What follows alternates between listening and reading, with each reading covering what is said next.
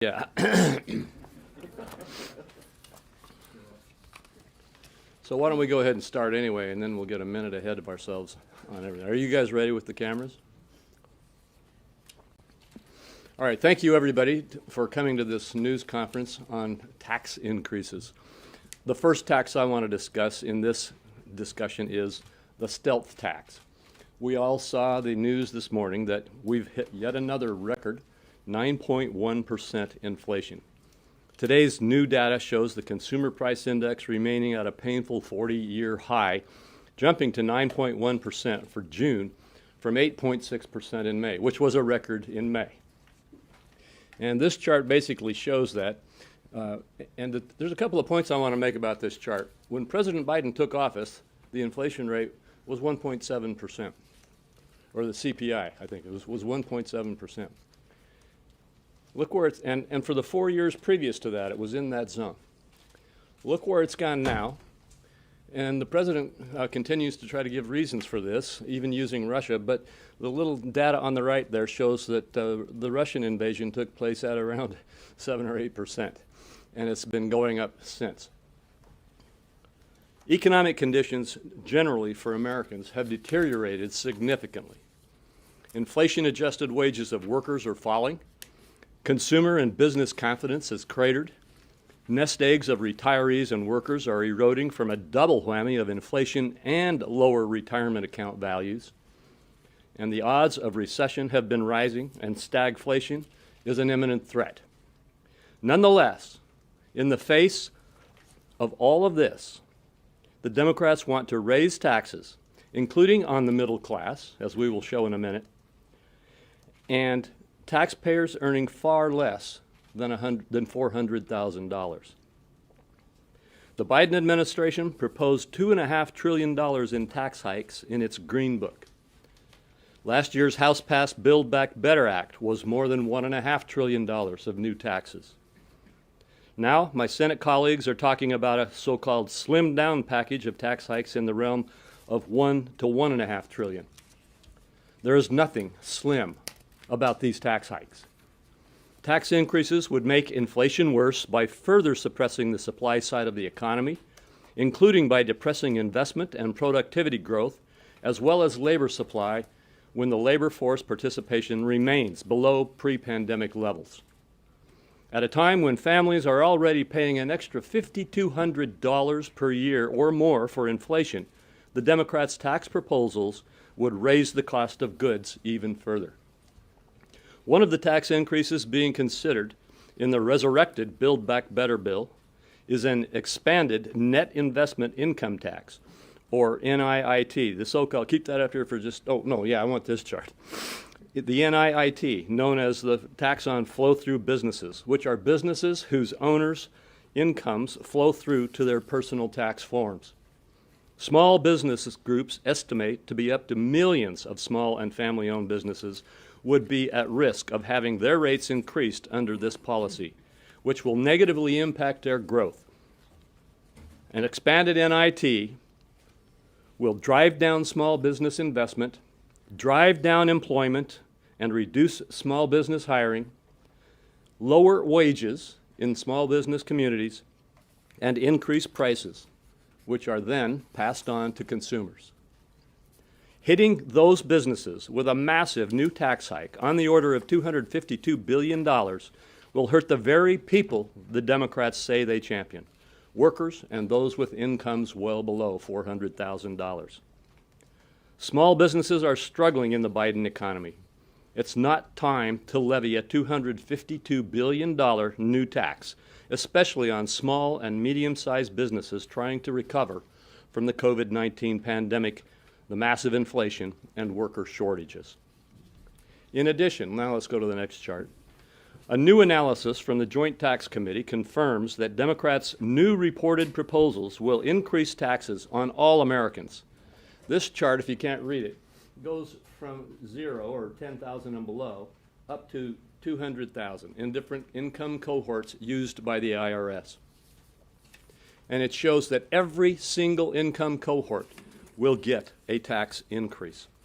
Over the course of the 10-year budget, the JCT says that roughly 30% of the revenue raised for spending offsets and deficit reduction will come from Americans earning under $400,000 per year. Under the proposal, the average tax rate for every single income category would increase.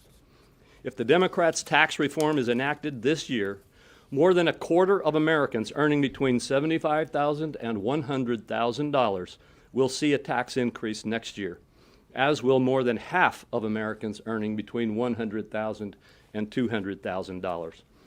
As the economy faces runaway inflation, a first quarter decline in GDP, and increasing and uncomfortable odds of a recession and stagflation, raising taxes and killing jobs as we face prospects of recession makes no sense.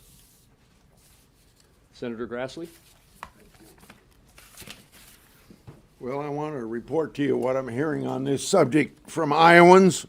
I was in 17 of our 99 counties over the recent break, and it's not a whole lot different than what I heard in the rest earlier this year. But by far the biggest concern that I'm hearing is the increased cost of energy, groceries, and particularly from farmers, how the energy programs of this administration are raising farming costs. Iowans are paying, this is a new figure, $670 more per month on living expenses since President Biden took office. They're pleading for a reprieve from the Democrats' terrible economic policies. All President Biden and Democrats have offered them are false assurances, more reckless spending, and you just heard about the damaging tax hikes on more than just the people over 400,000.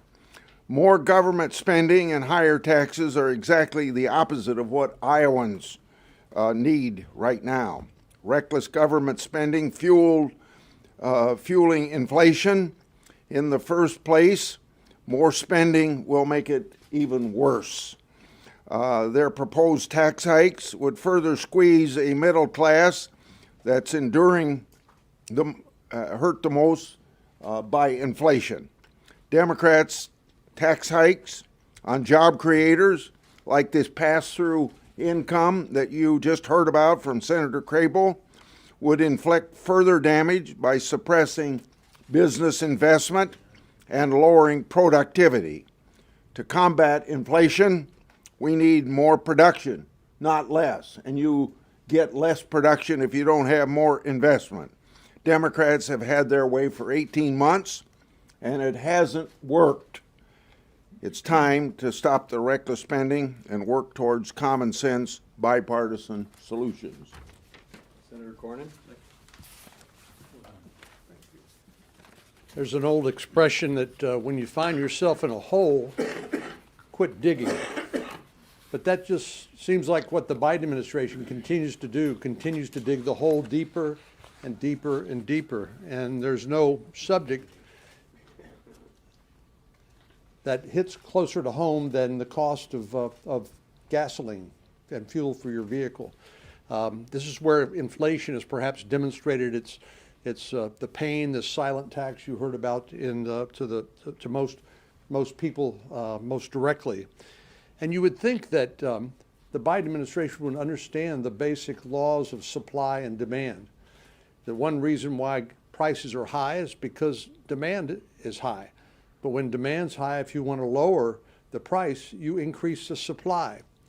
And unfortunately, because of the ideologically driven energy agenda by this White House, rather than have domestic producers in places like Texas and elsewhere produce more oil and gas here in America, President Biden is doing really the unthinkable. He's going to talk to Mohammed bin Salman in Saudi Arabia about Saudi Arabia increasing its energy production. Obviously, this is upside down.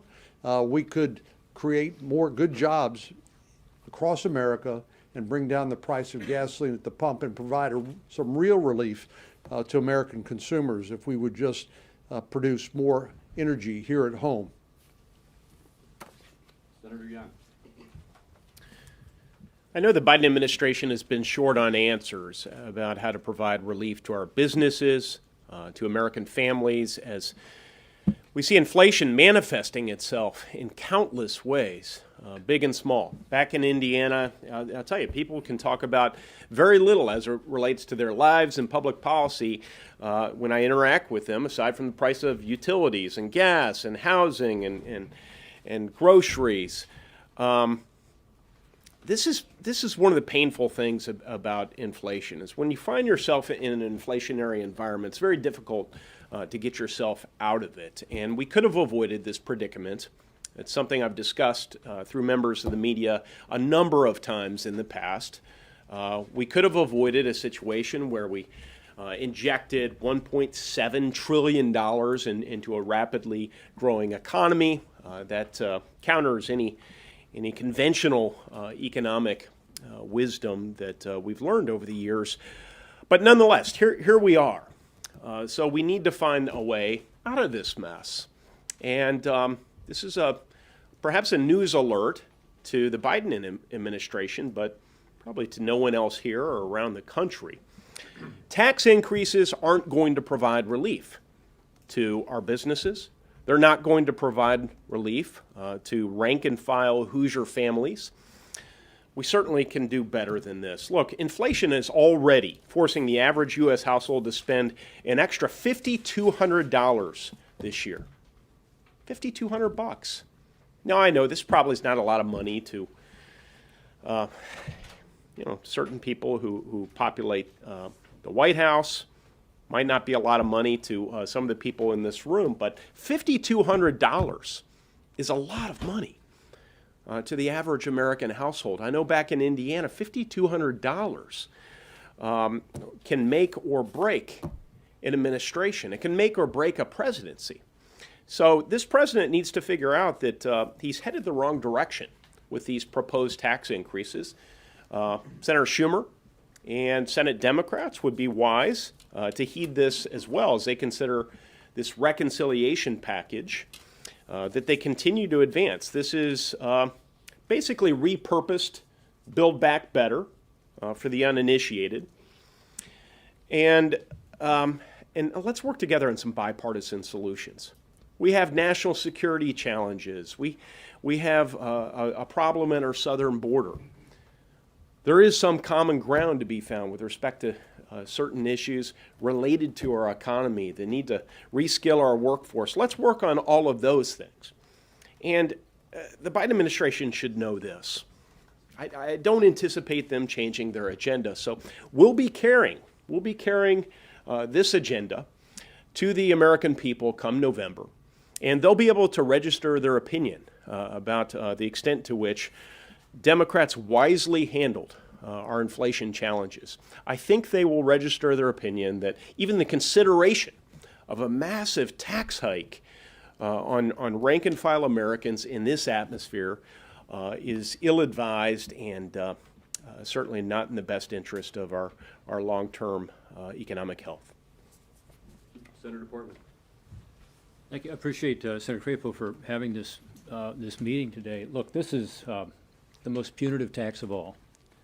We just got the numbers this morning from Ohio, $8,300 a year in additional spending on energy, on food, utility bills generally, on clothing, $8,300 a year. That's based on our numbers that we have in Ohio on January till now in terms of inflation and extrapolating that out for the rest of the year. That's impossible for people to handle if they're on a fixed income.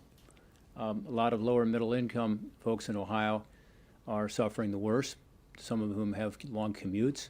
I'm hearing from them. I was home over the break to talk about other issues, but pretty much everybody got around to inflation, no matter what the other topic was that we talked about. And this is something that, unfortunately, is going to get worse, not better, unless we change policies. So we have the worst inflation in 40 years. We've got this 1.3% last month. By the way, when you extrapolate that over the next year, that's 16.8%. I mean, that's just unimaginable, even higher than the Carter years. So what do we do? Well, I think Senator Cornyn said it well. You know, we've got to deal with the supply side. demand reduction is not where we want to go with higher and higher interest rates. Some of that's necessary at this point, I suppose. What we want to do is help on the supply side of the economy, including producing more fossil fuels here in this country and all forms of energy in order for us to see the price go down at the pump and the utility bills go down. We want to see regulatory relief and certainly not tax hikes, but rather more pro-growth policies as we had before the pandemic. Remember, during that time period, we had low inflation and we had a strong and growing economy. We had 3% wage growth every month, at least, for the 19 months prior to the pandemic. Now we see just the opposite. Wages are growing, but not nearly as fast as inflation. So everybody's feeling like they're losing ground. And what the Democrats' answer is, instead of helping on the supply side, doing things that are counterinflationary, is they're proposing things that are going to make it worse. This chart is an example of that. And by the way, it does hit people well under $400,000 a year. But the bigger point is that it's pro-inflation. Because when you tell a pass-through company, which is 99% of the small businesses in Ohio and around the country, you're going to have to pay more in taxes, where does it come from? Well, a lot of that gets passed along to the consumer. Some of it comes out of workers' wages. But all of that is going to add to inflation. So this is exactly the wrong way to go. I'm a pass-through owner. A lot of my colleagues are. I grew up in a pass-through company. We used to get a dividend for one reason only, that's to pay taxes. The rest got reinvested in the company. And yet it all showed up on the individual income tax form because it passes through to you. So I think a lot of Democrats maybe don't realize that's how these companies work. And when you're saying you're going to put taxes on the person who has that income reflected in their individual income tax rate, they take that often out of the company. And or, again, pass this along to the consumers and to the employees. So my hope is that the Democrats will see that this is the wrong way to go. Don't add more stimulus spending. That's one thing they're talking about. Don't tax America's small businesses. That's pro-inflationary. Instead, do what we did before the pandemic that was working for everybody, particularly for lower and middle income workers. They were the ones who benefited the most from that growing economy and rising wages. If we do that, we'll begin to get out from under this unbelievable inflation that we're now facing and begin to get the country back on track. Senator Langford. This past weekend, I was sitting in my living room for a moment, and I was going through a box that my mom had actually packed more than almost 50 years ago, I guess now. I was going through this box, and in this box she had random items that were in it, and one of them was a newspaper, actually from the late 1970s. So as I'm going through this box of some things are 60 years old and some things 50 years old, I rented this one that's just over 40 years old. And as I pull out this newspaper, I started just flipping through it to be able to see what were the stories at that time. And one of the stories there was about Jimmy Carter meeting with the Saudis to talk about them increasing oil production to try to bring down the price of oil and increase access in the United States. And as I read that story, all I could think is, history is repeating itself. Literally on the weekend before I'm watching Joe Biden travel to Saudi Arabia to go meet with them about increasing oil production and to try to bring down prices in America, I'm reading a story of Jimmy Carter doing the exact same thing in the 1970s. This is the Biden economy. This economy that we have right now of 9.1% inflation is directly tied to the Democrat policies and the things that they have passed in the past year that have dramatically increased the prices on Americans. While they talk about their benevolence, they're going to go help everyone, they're actually pushing prices up on everyone right now, and we continue to deal with energy issues now, just like we did during the Carter administration then. These are policy decisions that have been made that are affecting people in my neighborhood, in my state, in my county, in the cities in my state. The newest estimate for Oklahoma is each family is paying $7,198 more this year for the exact same products they were buying last year. $7,198. Wages have not gone up for families in my state, $7,198. They're falling farther and farther behind directly because of the policies that have been put in place by this administration. And now to answer that, This administration saying our solution to inflation is going to be increased taxes, but their confidence is, well, we're only going to increase it on some Americans. Listen, if you're a business and you're dealing with 9% inflation, and then you're also tacked on a, let's say, a 3.8% tax, where does that go? It goes to higher prices, and it literally drives the inflation even higher. So their quote-unquote solution for inflation of raising taxes is actually going to increase prices once again. They're literally working to make a bad situation worse. We've got to get them to stop the federal spending and stop proposing raising all these new taxes on it to try to get a handle on what's happening on inflation, because it's literally choking out the people in my state as they fall farther and farther behind. And the bad news of this, if there can be one that makes it even worse, is that I was at this same podium months ago and was talking about inflation in America, how much higher it is than most of the rest of the world. That's not true anymore. Because of the United States inflation and what's happening here, now we're seeing prices go up around the world as well. That's catching up. So what the Biden policies have done and what my Democratic colleagues have done here in the United States is not just hurting Oklahoma consumers and American consumers. It is now a worldwide issue that we're dealing with as well. We've got to turn this around. Thank you. I think my colleagues have said it best. This administration needs to stop its effort to cram down yet again another new round of taxes and spending, period. We have time for a couple of questions before we have to go. Yes, we'll go here and then here. So what is your response to President Biden's statement today, noting that the core inflation numbers have come down and that these numbers are outdated given the recent drop in gas prices? Well, first of all, look at the chart. The chart tells it all. He said that same thing when I put this similar chart up months ago. It hasn't changed. Yeah, there's been a small tick down in the gas prices, but they are still the major driving force here, and they're still above $5 a gallon. I think the answer is the president needs to stop looking for excuses and start focusing on the right kinds of policies that my colleagues have described here in terms of fixing and addressing the inflation crisis. Yes.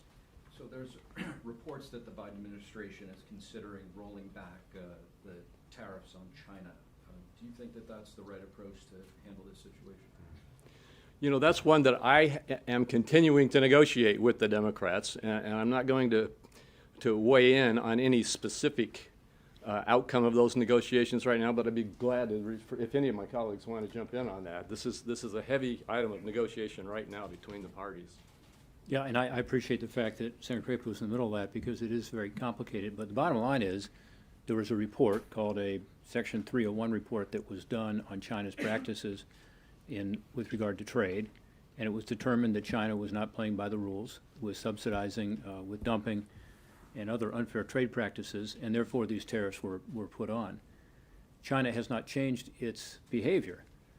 And in fact, the Phase 1 agreement that was negotiated between the previous administration and China has not been fully implemented as a result. So my concern is that we don't want to send the message to China and frankly to other countries around the world that when countries are found to be unfairly trading, there's not going to be a consequence. And when they make a commitment to do something, as they did in Phase 1, and don't complete it, that we should not reward that. So my hope is that we don't do a wholesale elimination of the tariffs, but rather look at it on a case-by-case basis, which we did during the last administration and do not do in this administration, which is to have what's called an exclusion process, where, as an example, if the product being imported from China is not otherwise made here in the United States, that might be a good candidate for reduction or even elimination of that tariff, because it's not helping American workers. But on other products, where there's direct competition with American workers and where it's being unfairly traded, that's not a level playing field for American workers. So we have to be very careful there. Also, I've looked at the impact on inflation that it would have, and it's minimal. It's minimal. Having said that, again, I appreciate the fact that Senator Crapo's in the mix there. I know he understands all these issues, and we need to come up with a good balance. I'll just make a quick comment on that as well. It's ironic. The Biden administration says we're struggling to be able to produce enough oil, and so let's go to Saudi Arabia and get more oil. We're slowing down on manufacturing, and so let's go to China to get more manufacturing. If there's any lesson that we should have learned during the time of COVID, is that we cannot be dependent on the Communist Chinese government on our supply chain. And this president that repeats over and over again, let's do made in America, is now trying to be able to deal with the inflation problem that he has caused and his policies have caused by going to China to be able to make us even more dependent on China long term. We need to have a policy that does work towards making things in America, that deals with the regulations that he doesn't want to reduce, that deals with the production issues that he doesn't want to deal with. He should make it easier to produce in America, not easier to be able to actually go get from China. That's a better long-term solution for us. So he's trying to solve a real problem that he's created by creating an even bigger problem for the United States long-term, running back to China to be able to resolve this problem now. So let's resolve it by dealing with the regulations here and ask the simple question: why are we going to China to get something done when we should be actually asking the question, why can't we do it here? Let's deal with the regulations that actually resolve it here. Any other questions? Yes. Hey, I just wanted to tag on to this because you guys have talked about how inflation's hit your communities. Is this the number one thing that you guys think people are taking to the polls to vote on in the midterm? I can speak for Idaho, and the answer is yes. It's their number one issue by far. And in fact, if you look at the number 2, 3, and 4 issues, they all connect and relate. The people of this country understand how an economy works, and they understand why this economy is in an inflationary spiral upward, and they want us to address it with the kinds of reasonable solutions that Senator Portman just went through. They want us to address the supply side. They want us to address the overregulation. They want us to stop throwing gas on the fire. And maybe you should talk about Ohio, but in Idaho, the answer to your question is yes, this is number one. Yeah, I think it's a great answer. I mean, people are smart. They get it, and they understand that this was as a result of some policy changes that were made, in addition to, on the supply side, the obvious issue of COVID. But we knew that going into, the post-COVID, intense COVID period. And instead, we did just the opposite of what we should have been doing in terms of increasing supply. So adding more regulations, threatening to add more taxes, and sending a strong message to our energy sector that we were going to stifle production in this country, as we're now starting to look overseas for production, which is interesting because, by shutting down Keystone on day one, billions of dollars of investment, by saying we're not going to approve new leases on federal lands or water, by saying that we're going to restrict permitting, including through the waters of the U.S. regulations. These were all things that were done by the administration. And by the way, consistent with the campaign, where they said we're going to do all we can to discourage the production of fossil fuels. All these things add up. People get that, and they see it, and they see the result at the gas pump, and they see that that's what they find at the stores. And when they're trying to figure out how to make ends meet at the end of every month, people are just in shock by these increased costs. Particularly, as I said, the middle and lower income Americans who I represent, who don't have any buffer in the budget. Like, that's it. There's not a couple $100 lying around, much less $8,300 a year. People on fixed income, seniors, they're really having a tough time. One thing that hasn't been mentioned today that I think should be is that this started really with an overstimulation of the economy. It was, as Senator Crapo just said, putting fuel on the fire. And this was in March of last year, so 15, 16 months ago. And at the time, a number of us said, look, the outside analysts and the Congressional Budget Office, which is nonpartisan here in Congress, are all saying the same thing, which is this economy is taking off on its own. In fact, CBO said that by June 30th, mid-year, we'd be back to a pre-pandemic economic growth level. So the economy was already improving. And we warned that if you do this massive amount of spending, $1.9 trillion, most of which had nothing to do with COVID, the biggest spending bill by far Congress ever passed, more stimulus than ever, that you're going to overheat the economy and risk increasing inflation. It wasn't just us. It was also famously Larry Summers, former Treasury Secretary, and other Democrats who were looking at this objectively and saying, from an economic point of view, this doesn't make sense. There was an alternative. You may remember that a bunch of us went down to the White House, Republicans, 10 to be precise, which is enough with 50 Democrats to have passed something and said, here's our proposal. Let's focus this just on the issue at hand, which is COVID, shrink this down substantially and not make it a stimulus package. we were rejected. In fact, the day after our meeting was the day that Senator Schumer made an announcement that they were going to do the $1.9 trillion under reconciliation, where they needed 0 Republican support. So I will say, you know, when you look back over time and how we got to where we are, we have to acknowledge the fact that this was a deliberate policy decision that was made, and it's resulted in these numbers that are just overwhelming for the people I represent. On that same thing, some Democrats are talking about a need for potential more COVID stimulus specifically, whether that's to increase vaccines, anything. If the administration asks for that, do you think there's anybody on your side of the aisle that would approve or would be in support of more money for COVID relief at this point?